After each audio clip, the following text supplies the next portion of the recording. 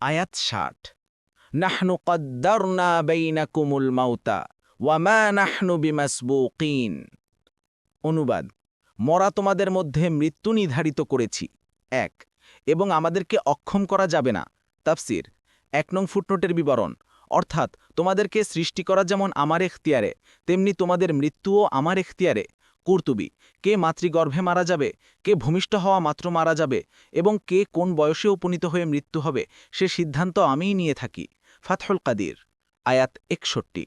আলা আন নুবদিলা আমসালাকুম ওয়া নুনশিআকুম ফীমা লা তা'লামুন।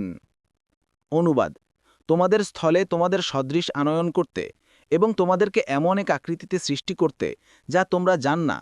১ তাফসির ১ নং ফুটনোটের বিবরণ, অর্থাৎ কেউ আমার ইচ্ছাকে ডিঙিয়ে যেতে পারে না। আমি এই মুহূর্তেও যা চাই তাই করতে পারি। তোমাদের স্থলে তোমাদেরই মতো অন্য কোনো জাতি নিয়ে আসতে পারি। কুরতুবী: এমনকি তোমাদের এমন আকৃতি করে দিতে পারি যা তোমরা জান না। মুয়াস্সার